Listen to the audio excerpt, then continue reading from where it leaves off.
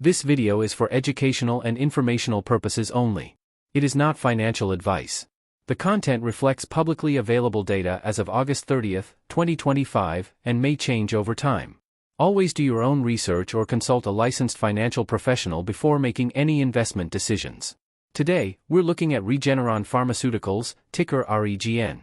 We'll cover its business, financials, risks, valuation, and even a stress test scenario to see how safe it really is.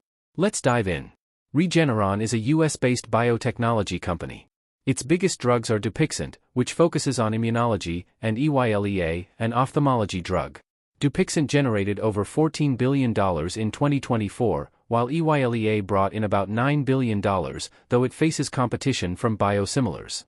Beyond these, Regeneron has a growing pipeline in oncology, rare diseases, and immunology, with products like Libtayo, cemdisiran, and odronextamab coming up. Now let's look at the numbers. REGN is currently trading around $580 per share, with a market cap of about $60 billion. Key metrics include a PE of 13 to 13.7, P/FCF of 16.4, a net margin of 30 to 34%, and ROIC of 21%. Debt is minimal. These figures show that REGN is profitable, efficient, and financially strong, with ample cash reserves to weather challenges. Analyst price targets range from $719 to $835, implying a potential upside of 20 to 40%.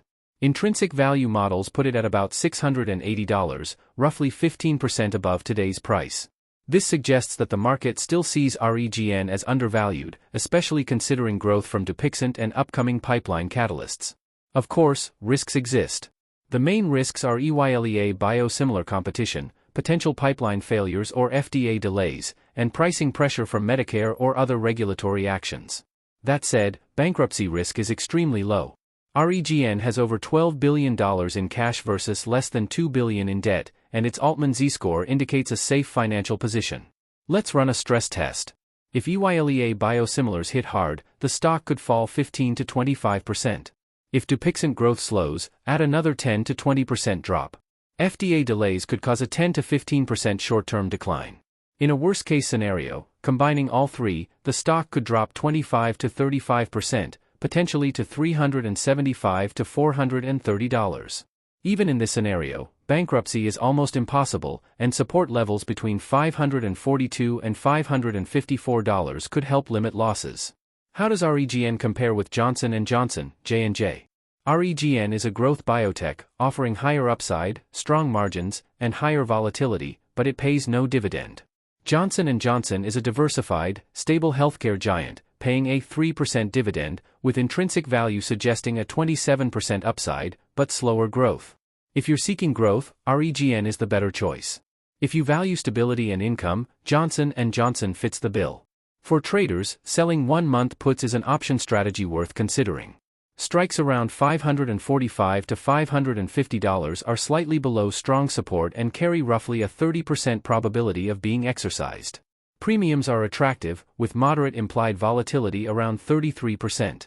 Even under stress scenarios, the stock is likely to stay above these strikes, unless worst-case events occur.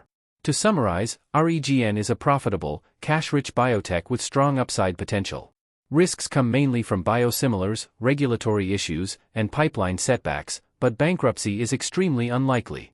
Selling slightly out of the money puts can generate income while managing risk. Compared with Johnson & Johnson, REGN offers higher growth potential, whereas Johnson & Johnson provides stability and dividends. That's it for today's REGN deep dive. Thanks for watching, and see you next time.